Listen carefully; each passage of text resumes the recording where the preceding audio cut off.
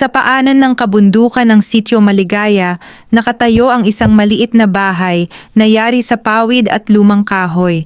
Hindi ito kapansin-pansin sa unang tingin, walang bakod na bakal, walang sementadong daan at walang palamuting makatawag pansin. Ngunit ang lupang kinatatayuan nito ay may lalim na hindi nasusukat ng panukat ng tao. Doon nakatira ang pamilya Dalisay. Si Tomas Dalisay ay isang magsasaka mula pagkabata hanggang sa pagtanda. Ang kanyang mga kamay ay magaspang, puno ng hiwa at kalyo, mga marka ng taong mas kilala ng lupa kaysa ng lungsod. Ang kanyang asawa, si Rosa, ay tahimik ngunit matatag, sanay sa gutom, sanay sa paghihintay, at sanay sa pagtitiis na hindi kailanman ipinagmamalaki.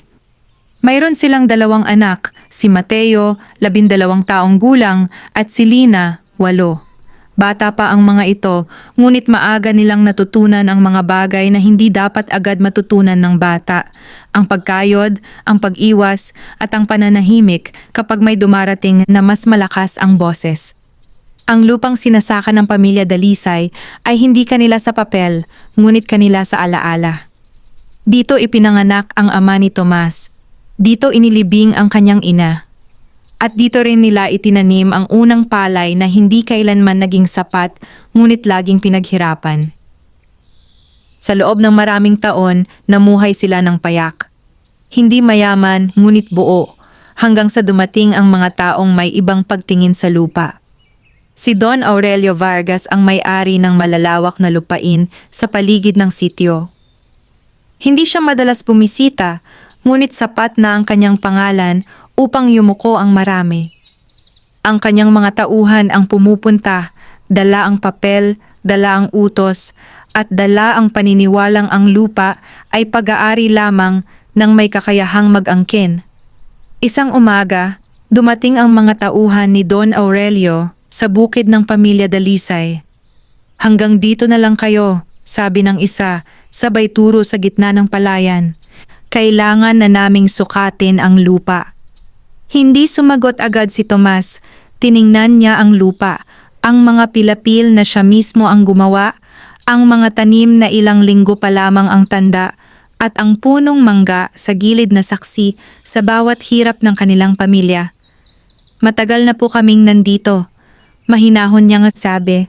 "Wala po kaming ibang mapupuntahan." Ngumiti ang tauhan. Isang ngiting walang awa. "Hindi po sapat ang matagal," sagot nito. "Kailangan ng pahintulot." Mula noon, nagsimula ang pang-aapi. Bumaba ang upa sa ani. Nadagdagan ang buwis na hindi maipaliwanag. May mga gabing may sumisira sa pilapil. May mga araw na may nawawalang kagamitan. At sa tuwing magtatanong si Tomas, ang sagot ay iisa. "Sumunod na lang kayo." Si Mateo ay minsang tinulak ng isa sa mga tauhan nang hindi sinasadya, ayon sa kanila. Si Lina ay umiyak nang makita ang sinirang tanim na pinaghirapan nilang itanim. At si Rosa ay tahimik na nagdasal gabi-gabi, hindi para yumaman, kundi para manatili. Isang gabi, matapos ang mahabang araw ng pagkabigo, naupo si Tomas sa ilalim ng punong mangga sa gilid ng bukid. Tahimik ang paligid. Walang hangin, walang kuliglig, parang ang mundo ay nakikinig. "Kung may nakatira man dito," bulong niya, "halos pabulong na dasal. Hindi kami masama, ayaw lang po naming mawala." Hindi niya alam kung bakit niya iyon sinabi. Hindi siya naniniwala sa mga kwento. Hindi rin siya sanay humingi ng tulong sa hindi niya nakikita. Ngunit sa sandaling iyon, may kakaibang lamig ang dumaan sa lupa. Hindi nakakatakot. Hindi rin kaaya-aya. Isa itong pakiramdam ng presensya. Parang may gumising. Sa di kalayuan, sa ilalim ng mga ugat ng punong mangga, may munting liwanag na tila kumisap, saglit lamang bago muling naglaho. Hindi iyon nakita ni Tomas. Ngunit may isang nilalang na nagising. Isang nilalang na matagal nang nagbabantay sa lupa at hindi sanay sa kawalan ng katarungan. At sa gabing iyon, habang ang pamilya Dalisay ay natutulog na may bigat sa dibdib, may isang puting duwende ang tumayo sa lilim ng punong mangga, tahimik na pinagmamasdan ng bahay na ayaw palayasin ng lupa. Ang pagtulong ay hindi pa nagsisimula. Ngunit ang pagtingin ay nangyari na. Hihinto muna ako rito. Kapag handa ka na, sabihin mo lang, ituloy ang Kabanata 2 at ipagpapatuloy ko ang kwento hanggang Kabanata 10, tuloy-tuloy at profesional. Hindi biglaan ang pang-aapi sa Sitio Maligaya. Hindi ito dumating na may sigaw o daha sa simula. Dumating ito na parang aninong unti-unting humahaba hanggang sa sakupin ang liwanag na dati sapat na. Kinabukasan, muling dumating ang mga tauhan ni Don Aurelio Vargas. Mas marami sila kaysa dati at mas tiyak ang kanilang kilos. May dala silang mga bagong papel, mas makapal, mas formal at mas mahirap tutulan. Sa harap ng bahay ng pamilya Dalisay, inilatag nila ang mga dokumento na parang hatol na matagal nang napagpasyahan. May utos na, sabi ng pinakamatangkad sa kanila. Simula ngayon, kalahati na lang ng ani ang sa inyo. Ang natitira ay para sa may-ari ng lupa. Tahimik si Tomas habang binabasa ang papel. Hindi niya lubos na nauunawaan ang mga salitang nakasulat, ngunit malinaw sa kanya ang kahulugan. Ibig sabihin nito ay mas kaunting pagkain, mas kaunting binhi para sa susunod na taniman, at mas mahabang gabi ng pag-aalala. Paano po ang mga bata? Tanong ni Rosa, mahinahon ngunit nanginginig ang tinig. Hindi po sasapat iyan. Hindi tumingin sa kanya ang tauhan. Hindi saklaw ng usapan ang awa, sagot nito. Saklaw lang ng usapan ang lupa. Mula noon, lalong tumindi ang pang-aalipusta. Kapag dumarating ang mga tauhan, sinisigurado nilang makita ng buong sityo ang kanilang pagdating. Sinusukat ang lupa kahit may tanim. Tinatawanan ang mga pilapil na gumuho dahil sa sinadyang pag-apak. May mga gabing may nagtatapon ng bato sa bubong, hindi sapat upang sirain ngunit sapat upang magpaalala kung sino ang may kapangyarihan. Si Mateo ay minsang pinagbintangan ng pagnanakaw ng mais na siya mismo ang nagtanim. Pinahiya siya sa harap ng iba, tinanong kung saan daw natutong magnakaw ang anak ng magsasakang walang lupa. Hindi umiyak ang bata, ngunit ang kanyang katahimikan ay mas mabigat kaysa luha. Si Lina naman ay natakot ng minsang sundan ng isang tauhan habang siya'y nag-iigib ng tubig. Hindi siya sinaktan, ngunit sapat ang tingin upang ipaunawa na walang ligtas, kahit bata. Sa gitna ng lahat, naroon si Don Aurelio, hindi sa pisikal na anyo, kundi sa bawat utos na ipinatutupad. Isang lalaking bihirang makita, ngunit laging nararamdaman. Para sa kanya, ang mga magsasaka ay bahagi lamang ng tanawin, naroroon hanggat may pakinabang, nawawala kapag sagabal. Isang hapon, dumating mismo si Don Aurelio sa sitio. Bumaba siya mula sa sasakyan na malinis ang damit, tuwid ang tindig, at walang bahid ng alikabok. Tiningnan niya ang palayan na parang sinusuri ang isang ari-ariang matagal ng kanya. Matagal na kayong narito, sabi niya kay Tomas, parang pagbibigay ng papuri. Pero ang panahon ay nagbabago. Hindi po kami humihingi ng higit, sagot ni Tomas. Gusto lang po naming manatili. Ngumiti si Don Aurelio, ngunit malamig ang mga mata. Ang pananatili, wika niya, ay pribilehiyo, hindi karapatan. Pag-alis niya, iniwan niya ang higit na takot kaysa galit. Alam ng pamilya Dalisay na ang laban ay hindi patas. Ang kalaban ay may papel, may pera, at may kapangyarihang magpalit ng katotohanan ayon sa gusto. Sa gabing iyon, muling naupo si Tomas sa ilalim ng punong mangga. Tahimik siyang nakatingin sa lupa, parang humihingi ng sagot na hindi niya maipahayag. Sa ilalim ng mga ugat, may munting nilalang na nagmamasid. Ang puting duwende ay hindi pa kumikilos. Hindi pa ito panahon. Ngunit malinaw na ngayon ang kalaban. Isang taong sanay magtanim ng takot at umani ng katahimikan. At sa lupang ayaw magpalayas, ang katahimikan ay nagsisimula ng mapuno. Hindi agad dumating ang hiwaga sa anyo ng himala. Dumating ito bilang isang kakaibang katahimikan na mas malinaw kaysa karaniwan. Kinagabihan, habang natutulog ang sitio Maligaya sa ilalim ng madilim ngunit payapang langit, nagising si Rosa. Hindi dahil sa ingay, kundi dahil sa pakiramdam na tila may nakatingin, hindi mula sa bintana, kundi mula sa lupa mismo. Umupo siya sa banig at pinakinggan ang paligid. Walang kuliglig, walang ihip ng hangin. Ang punong mangga sa labas ay nakatayo ng tuwid, parang may binabantayan. Lumabas siya ng bahay, dala ang munting lampara. Sa ilalim ng punong mangga, napansin niya ang kakaiba. Ang lupa sa paligid ng mga ugat ay tila mas maliwanag, hindi dahil sa ilaw ng lampara, kundi dahil may mapusyaw na liwanag na nagmumula mismo sa lupa. Hindi ito nakakasilaw, isa itong liwanag na maingat, parang ayaw magpatawag ng pansin. Napaatras si Rosa ngunit hindi siya tumakbo. Mula sa pagitan ng mga ugat, may umangat na munting anyo. Isang nilalang na hindi hihigit sa taas ng isang batang 5 taong gulang, maputi ang balat na parang pinong abo at ang mga mata ay malinaw, hindi mapupungay, hindi rin mabagsik kundi mapanuri. Ang buhok nito ay maputi rin, halos kasinlinaw ng sinag ng buwan. Wala itong saplot na enggrande, tanging telang payak na tila bahagi ng lupa. Hindi nagsalita ang nilalang. Tumingin lamang ito kay Rosa, diretso, walang takot, walang galit. Hindi nakaramdam ng sindak si Rosa. Sa halip, may biglang gumaan sa kanyang dibdib. Isang pakiramdam na matagal na niyang hindi nararanasan. Ang uri ng ginhawang dumarating kapag may nakakaunawa kahit hindi pa nagsasalita. "Ano ka?" tanong niya sa mahinang tinig. Lumipas ang ilang sandali bago nagsalita ang nilalang. "Ako ang bantay ng lupang ito," wika nito, mababa ang tinig ngunit malinaw. "At kayo ay matagal ko nang nakikita." Nanginig ang kamay ni Rosa, ngunit hindi dahil sa takot. "Bakit ngayon ka lang lumitaw?" tanong niya. "Dahil ngayon lamang kayo hinipo ng kawalang katarungan," sagot ng duwende.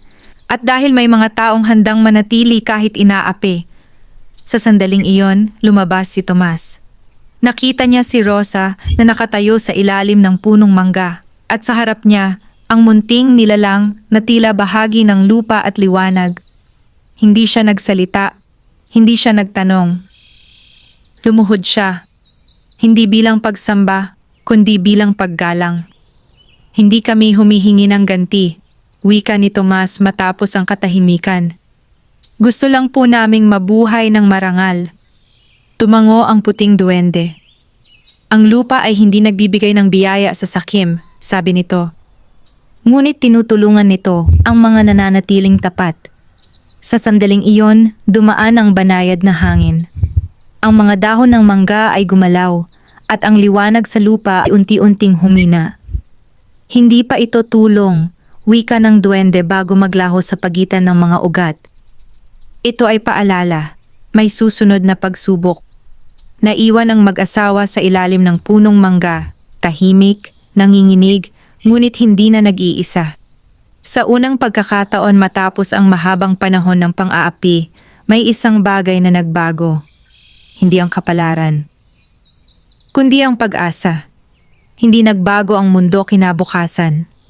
Ang araw ay sumikat tulad ng dati, at ang sitio Maligaya ay nagising sa parehong hirap at pananagutan. Ngunit para sa pamilya Dalisay, may isang bagay na tahimik na nag-iba, ang pakiramdam na ang lupa ay hindi na lamang saksi, kundi kasama. Maagang bumangon si Tomas upang tingnan ang palayan. Inaasahan niya ang dati ring tanawin, bahagyang naninilaw na tanim, pilapil na kailangang ayusin, at lupaing hirap magbigay. Ngunit sa kanyang unang hakbang sa bukid, napahinto siya. Ang palay na ilang araw ng tila ng hihina ay tuwid ang mga dahon. Ang lupa sa pagitan ng mga tanim ay mamasa-masa, kahit walang ulan sa magdamag. Hindi ito kasaganahan, hindi pa. Isa lamang itong malinaw na palatandaan na may nangyaring hindi karaniwan. Lumapit si Rosa, kasunod sina Mateo at Lina. Tahimik silang tumingin sa palayan, walang nagsasalita. Ang ganitong mga pagbabago ay hindi dapat ipagsigawan. Sa kanilang karanasan, ang mga biyayang pinapansin ng sobra ay madalas ding nawawala ng biglaan. Hindi ito basta, wika ni Rosa sa huli. May hinihintay ito. Hindi nagtagal, dumating ang unang pagsubok. Bandang hapon, may dinalang mensahe ang isa sa mga tauhan ni Don Aurelio. Ayon sa sulat, may alok ang may-ari ng lupa. Kung pipirma si Tomas ng kasunduang aalis sila sa kalahati ng lupang sinasaka, bibigyan sila ng salaping sapat upang makapagsimula sa ibang lugar. Hindi ito banta. Isa itong alok na nakabalot sa pangakong ginhawa. Tahimik na binasa ni Tomas ang sulat. Alam niya ang ganitong uri ng pangaakit. Hindi lantaran, hindi marahas, ngunit sapat upang sirain ang loob ng taong pagod na. Kung aalis tayo, sabi ni Mateo, maingat ang tinig, hindi na tayo babalikan, di ba? Umiling si Tomas. Hindi na, sagot niya. At hindi na rin babalikan ng lupa ang alaala natin. Kinagabihan, muling bumalik ang puting duwende. Hindi ito biglang lumitaw. Dahan-dahan itong umangat mula sa pagitan ng mga ugat ng punong mangga tulad ng unang pagkakataon. Ngunit ngayon, may malinaw na layunin ang kanyang presensya. May biyayang dumating, wika ng duwende, dahil ang lupa ay kumilala sa inyong pananatili. Tumango si Tomas. At may kapalit, dagdag niya. Hindi kapalit, sagot ng duwende. Pagsukat. Ipinakita nito ang palayan. Ang bahagyang sigla, ang lupaing muling humihinga. Kung tatanggapin ninyo ang alok at aalis, wika nito, mananatili ang biyayang ito sandali. Ngunit hindi nalalago. Kung mananatili kayo, haharap kayo sa mas mabigat na hirap, ngunit may pagkakataong umunlad. Tumingin si Rosa sa lupa, saka sa kanilang mga anak. Ang pagsubok ay malinaw. Ang piliin ang panandali ang ginhawa o ang pananatiling may dignidad, ngunit walang katiyakan. Hindi sumagot agad si Tomas. Lumuhod siya at hinaplos ang lupa, tulad ng matagal na niyang ginagawa tuwing magtatanim. Hindi po kami aalis, sabi niya sa huli, kahit mawala ang biyaya. Tahimik ang duwende sandali. Pagkatapos, bahagya itong tumango. Iyan ang unang pagsubok, wika nito. Ang biyayang hindi hinihingi kapalit ng sarili. Sa pag-alis ng duwende, muling dumaan ang banayad na hangin. Hindi na dagdagan ng ani, hindi rin agad gumaan ang buhay. Ngunit sa ilalim ng punong mangga, may isang katiyakang nanatili. Ang lupa ay kumikilala sa mga taong hindi ipinagpapalit ang dangal kahit sa gitna ng pang-aapi. At sa Sitio Maligaya, ang unang biyaya ay hindi kasaganaan, kundi ang lakas ng loob na pumili kahit mahirap. Hindi lihim ang mga pagbabago sa lupang sinasaka ng pamilya Dalisay. Sa mga lugar na sanay magbantay ng ani at kabiguan, ang kahit munting sigla ay napapansin, at kapag napansin, may kasunod na hinala. Sa bahay ni Don Aurelio Vargas dumating ang ulat na ikinakunot ng kanyang noo. Hindi bumaba ang ani ng pamilyang dapat sanay sumusuko. Hindi rin sila pumirma sa kasunduang inialok. Sa halip na natili sila at ang lupaing inaasahang hihina ay tila muling nagkakaroon ng lakas. Hindi iyan maaari, sabi ni Don Aurelio mababa ang tinig. Hindi ito galit. Isa itong pagkayamot na mas mapanganib. Ang uri ng inggit na dahan-dahang humuhubog ng balak. Para kay Don Aurelio, ang pagtanggi ng isang pamilyang magsasaka ay hindi simpleng pagsuway. Isa itong pagyurak sa paniniwalang ang kapangyarihan ay likas na sinusunod. At ang lupang matagal na niyang inaangkin sa papel ay tila kumakampi sa mga taong wala namang titulo. Mula noon, nag-iba ang anyo ng pang-aapi. Mas madalas dumating ang mga tauhan. Mas mahigpit ang paniningil. May mga araw na sinasadya nilang dumaan sa palayan, hinahawi ang mga dahon, sinisiyasat ang lupa na parang may hinahanap na kasalanan. May mga bulong-bulungan sa sitio na ang pamilya Dalisay ay may tinatago, na may dinadasalan, na may kinakausap, na may pinanggagalingan ng lakas na hindi karaniwan. Ang inggit ay nagsimulang mag-anyong paninira. May mga kapitbahay na biglang umiwas. May mga tingin na hindi na tulad ng dati. Hindi lahat, ngunit sapat upang maramdaman ang paghihiwalay. Sa mga ganitong sandali, mas mabigat ang katahimikan kaysa sa tahasang pang-aapi. Isang hapon, dumating mismo si Don Aurelio sa palayan. Hindi siya nagbanta, hindi siya nagtaas ng boses. Lumakad lamang siya sa pilapil, tinapakan ng lupa na parang sinusukat ang tibay nito. Hindi ka pa rin umaalis, sabi niya kay Tomas, na para bang pinag-uusapan lamang ang panahon. Opo, sagot ni Tomas, tuwid ang tindig. Dito po ang aming buhay. Ngumiti si Don Aurelio, ngunit ang ngiti ay hindi umabot sa mga mata. May mga bagay, wika niya, na mas mabuting hindi inaasahan ng mga katulad ninyo. Sa sandaling iyon, naramdaman ni Tomas ang bigat ng banta. Hindi malinaw, ngunit tiyak. Ang inggit ng kalaban ay hindi na lamang damdamin. Ito ay nagiging pasya. Kinagabihan, bumalik ang puting duwende sa ilalim ng punong mangga. Hindi ito nagbigay ng biyaya. Hindi rin ito nag-alok ng solusyon. Kapag ang inggit ay tumubo, wika nito, nagiging bulag ang may hawak ng kapangyarihan. Ano po ang mangyayari? Tanong ni Rosa. Susubukin niya ang lupa, sagot ng duwende. At kapag nabigo, ang tao ang kanyang lalabanan. Naiwan ang pamilya Dalisay sa ilalim ng puno, tahimik ngunit gising. Ang lupa ay bahagyang masigla pa rin, ngunit malinaw na ang susunod na darating ay hindi na kayang lutasin ng pagtitiis lamang. Sa sitio Maligaya, ang inggit ng kalaban ay tuluyang lumalim. At kapag ang inggit ay humalo sa kapangyarihan, ang panganib ay nagsisimula ng magpakita ng mga ngipin. Dumating ang panganib sa paraang matagal ng kinatatakutan ng pamilya Dalisay, hindi bilang bulong-bulong, kundi bilang malinaw na utos. Isang umaga, bago pa tuluyang uminit ang araw, nagising ang sitio Maligaya sa ingay ng mga yabag at gulong. Sa gilid ng palayan, huminto ang dalawang sasakyan na hindi karaniwang nakikita roon. Bumaba ang mga tauhan ni Don Aurelio, dala ang mga kasangkapan, papel, at isang kumpiyansang hindi na nagtatago. May bitbit silang abiso. Ayon sa nakasaad, ang lupang sinasaka ng pamilya Dalisay ay isa sa ilalim na sa agarang pagbawi dahil sa di umano'y paglabag sa kasunduan. Isang kasunduang hindi kailanman nilagdaan ni Tomas. Simula sa araw na iyon, bawal na silang magtanim, mag-ani o manatili sa lupa. Hindi na ito alok, isa na itong hatol. May tanim pa po, maring sabi ni Tomas, pinipigilan ang nanginginig na tinig. Hindi po pwedeng basta. Hindi na namin problema yan, putol lang tauhan. May utos kami. Sa harap ng kanyang mga mata, sinimulan ng ilan ang pagyurak sa pilapil. Ang mga dahong ilang linggo pa lamang ang tanda ay naapakan. Ang lupaing minsang muling huminga ay muling sinaktan.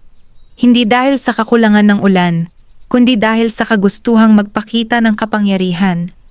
Napayakap si Lina kay Rosa, umiiyak ng tahimik. Si Mateo ay nakatayo sa gilid, ang mga kamaoy mahigpit na nakakuyom, hindi dahil sa galit lamang, kundi dahil sa kawalang laban.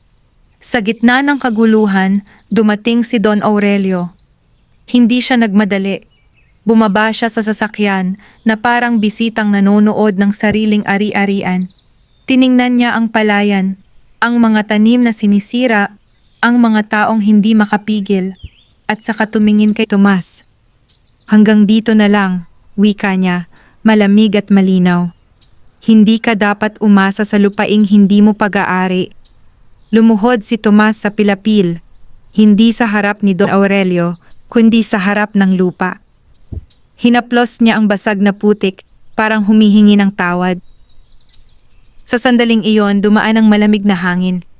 Hindi ito malakas, hindi rin ito biglaan, ngunit sapat upang mapahinto ang isa sa mga tauhan, parang may dumaan na hindi niya nakita, ngunit naramdaman.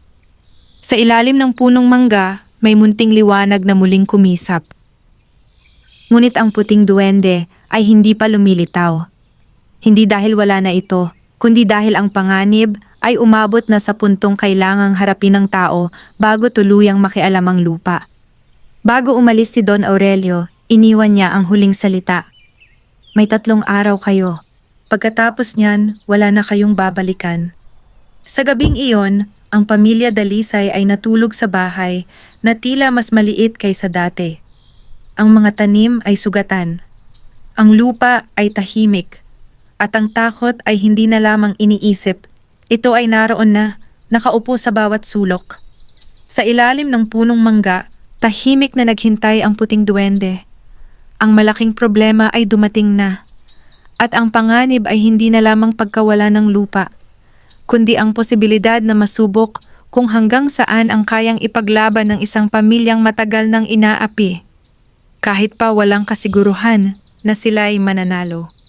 Hindi dumating ang twist sa ingay ng galit o sa biglaang himala. Dumating ito sa katahimikang mas mabigat kaysa anumang sigaw. Kinabukasan, nang bumangon si Tomas upang tingnan ang palayan, agad niyang napansin ang pagbabago. Ang lupang dati bahagyang mamasa-masa ay tuyo na. Ang mga dahong muling tumuwid ay bahagyang nakayuko. Hindi papatay ang mga tanim, ngunit malinaw na may nawalang sigla, parang may hiningang unti-unting binabawi. Hindi ito gawa ng tao. Hindi rin ito dulot ng panahon. Tahimik na bumabawi ang biyaya. Lumapit si Rosa, kasunod ang mga bata. Walang umiyak, walang nagtanong. Ramdam nilang lahat ang parehong bigat. Isang pakiramdam na parang may paalam na hindi sinabi ng malakas. Bakit? Mahinang tanong ni Mateo, higit sa sarili kaysa sa iba. Walang agad na sagot. Kinagabihan, sa ilalim ng punong mangga, muling lumitaw ang puting duwende. Ngunit iba na ang anyo ng kanyang presensya. Wala na ang banayad na liwanag sa lupa. Ang paligid ay payak, tahimik, at halos karaniwan. Hindi ko ito binawi, wika ng duwende bago pa makapagsalita si Tomas. At hindi rin ito kinuha ng inyong kalaban. Tapos na po ba? Tanong ni Rosa, nanginginig ang tinig. Iniwan na po ba kami? Umiling ang duwende. Hindi iniwan, sagot nito. Sinusukat. Ipinaliwanag nito ang hindi inaasahan. Ang lupa ay tumutulong lamang hanggang sa hangganang hindi inaagawan ng tao ang sariling paninindigan. Sa sandaling dumating ang 3 araw na palugit, ang banta ni Don Aurelio, may isang desisyong umusbong sa loob ng pamilya kahit hindi pa binibigkas. Ang takot. Hindi ang takot na tumakbo, kundi ang takot na umasa pa sa tulong na maaaring hindi sapat. Sa takot na iyon, unti-unting umatras ang biyaya, hindi bilang parusa, kundi bilang paalala. Kung aasa kayo sa akin, wika ng duwende, maaaring manatili ang sigla ng lupa. Ngunit kung pipiliin ninyong tumayo kahit wala ito, mas malalim ang magiging ugat ninyo. Nanahimik si Tomas, naunawaan niya ang bigat ng sinasabi. Ang tulong ay dumating hindi upang iligtas sila mula sa laban, kundi upang ihanda sila rito. At ngayon, inaalis ito upang malaman kung ano ang mananatili kapag wala na. Kung tuluyan po itong mawala, tanong niya, mananatili pa rin ba kayo? Tumingin ang duwende sa punong mangga sa kasalupa. Nandito ako hanggat may lupang pinipiling ipaglaban ng may dangal, sagot nito. Ngunit ang lakas ay hindi ko maaaring ipahiram kung hindi ninyo aangkinin. Pagkatapos noon, tuluyang naglaho ang duwende, hindi sa liwanag, kundi sa pagiging karaniwan ng gabi. Kinabukasan, mas lalo pang humina ang mga tanim. Ang lupa ay bumalik sa dati nitong anyo, mahirap, mapilit, at walang pangakong ginhawa. Ang biyaya ay wala na. Ngunit sa gitna ng pagkawala, may isang bagay na nanatili. Ang pamilya Dalisay ay hindi umalis. Hindi rin sila nakiusap at hindi na sila umasa sa pagbabalik ng hiwaga. Ang twist ay malinaw at masakit. Ang biyaya ay hindi nawala dahil sa lakas ng kalaban, kundi dahil panahon na upang ang pamilya mismo ang maging biyaya sa lupa, sa isa't isa at sa sariling paninindigan. At sa sitio Maligaya, ang tunay na pagsubok ay nagsisimula lamang kapag wala nang inaasahang sasalo. Dumating ang ikatlong araw na may kasamang alikabok at katahimikang masikip sa dibdib.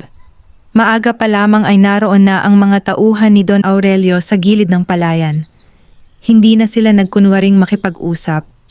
Ang mga kasangkapan ay dala na, ang mga utos ay malinaw, at ang hangarin ay hindi na itinatago. Sa araw na iyon, inaasahan nilang aalis ang pamilya Dalisay, tahimik, pagod at talunan. Ngunit hindi iyon ang kanilang nadatnan. Nakatayo si Tomas sa gitna ng palayan, ang mga paay nakabaon sa putik. Sa likuran niya ay sina Rosa, Mateo at Lina. Wala silang dalang armas, wala rin silang papel. Ang tanging dala nila ay ang desisyong hindi na umatras. Hindi po kami aalis, maring sabi ni Tomas, hindi pa sigaw, ngunit malinaw. Kahit wasakin ninyo ang lahat. Nagkatinginan ang mga tauhan, hindi ito ang inaasahan. Lumapit ang isa at sinubukang itulak si Tomas palayo sa pilapil. Hindi lumaban ang magsasaka, ngunit hindi rin siya gumalaw. Kung sisirain ninyo ang lupa, dagdag ni Tomas, kailangan ninyong gawin sa harap namin. Dumating si Don Aurelio, ilang sandali ang lumipas. Ang kanyang muka ay walang emosyon, ngunit ang mga mata ay may bakas ng pagkainip. Hindi niya inaasahang haharapin siya ng mga taong matagal na niyang itinuring na madaling baliin. Hindi ka mananalo, wika niya. Wala ka ng tulong. Tumango si Tomas. Alam ko po, sagot niya. Kaya narito kami. Hindi para manalo, kundi para manatili. Sa sandaling iyon, may mga tao mula sa sityo ang unti-unting dumating. Hindi sila tinawag, hindi sila pinilit. Ngunit nakita nila ang nangyayari at nakita rin nila ang sarili nilang kinabukasan sa kinatatayuan ng pamilya Dalisay. Isa-isa silang tumayo sa gilid ng palayan, tahimik ngunit naroroon. Hindi ito pag-aalsa, isa itong pagharap. Sinubukang magsimula ng trabaho ang isa sa mga tauhan, ngunit may isang matandang magsasaka ang humarang. Sumunod ang isa pa.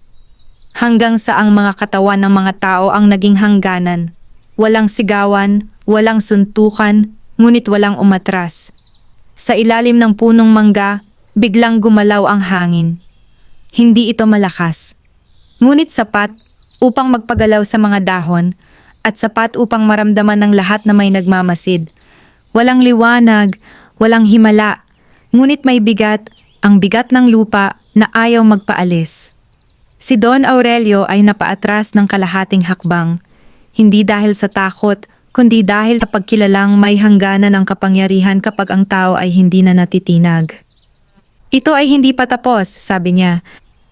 Opo, sagot ni Tomas, pero hindi na rin kami babalik sa dati. Walang utos na ibinigay, walang lupaing sinira sa araw na iyon. Unti-unting umatras ang mga tauhan, hindi bilang pagkatalo, kundi dahil ang laban ay hindi na kayang tapusin sa dahas lamang. Sa gitna ng palayan, nanatiling nakatayo ang pamilya Dalisay, pagod, nanginginig, ngunit buo. Sa sandaling iyon, hindi bumalik ang biyaya. Hindi lumitaw ang puting duwende. Ngunit ang lupa, sa kabila ng sugat at hirap, ay nanatiling kanila sa diwa. Ang climax ng laban ay hindi ang pagdating ng himala, kundi ang sandaling pinili ng tao na tumayo kahit wala na itong inaasahang sasalo. At sa sitio Maligaya, iyon ang laban na hindi na mabubura ng kahit sinong may papel at kapangyarihan. Hindi kaagad bumalik ang katahimikan matapos ang araw ng paghaharap. Sa sitio Maligaya, ang hangin ay tila mas mabigat, parang hinihintay kung sino ang unang bibigay, ang lupa ba o ang tao. Ang parusa ay dumating muna. Sa mga sumunod na araw, dumalas ang pagbisita ng mga tauhan ni Don Aurelio sa iba't ibang bahagi ng sitio. May mga taniman na sinukat, may mga babalang iniwan sa pintuan ng ilang magsasaka. Ang layunin ay malinaw. Ipaalala na ang kapangyarihan ay hindi nasugatan at ang sino mang susunod sa halimbawa ng pamilya Dalisay ay maaaring dumanas ng kaparehong kapalaran. Ngunit may bagay na hindi inaasahan si Don Aurelio. Ang mga tao ay hindi na tulad ng dati. May mga kapitbahay na dating tahimik ang nagsimulang magtanong. May mga magsasakang tumangging pumirma sa bagong kasunduan. Hindi sila nag-aklas, ngunit hindi na rin sila basta sumunod. Ang takot na dati sandata ay unti-unting nawala ng talim. Para kay Don Aurelio, iyon ang parusa.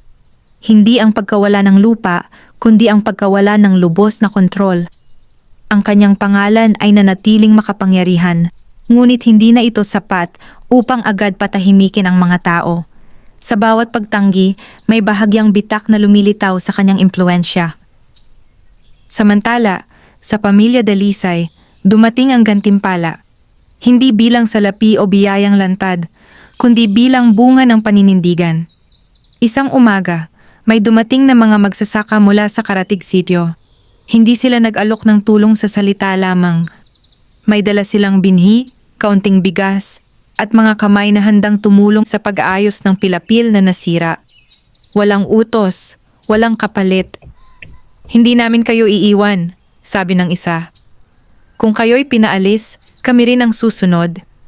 Sa mga sumunod na linggo, unti-unting inayos ang palayan. Hindi ito naging masagana agad, ngunit sapat ang ani upang mabuhay. Sapat ang tulong upang magpatuloy. Isang gabi, bumalik ang puting duwende. Hindi sa liwanag na tulad ng dati, kundi sa anyong halos karaniwan. Tumayo ito sa ilalim ng punong mangga, tahimik na nagmamasid. Hindi ko ibinalik ang biyaya, wika nito kay Tomas. Hindi na kailangan. Hindi po namin inaasahan, sagot ni Tomas. Sapat na po ang natitira. Tumango ang duwende. Iyan ang gantimpala, sabi nito.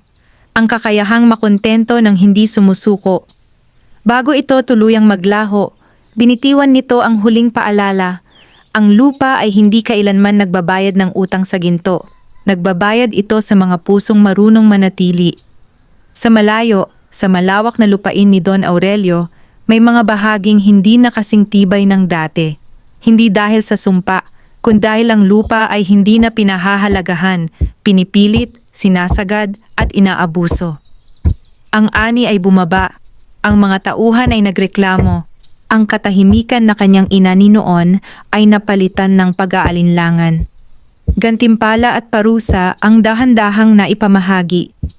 Hindi ayon sa kapangyarihan, kundi ayon sa paraan ng pagtrato sa lupa at sa kapwa.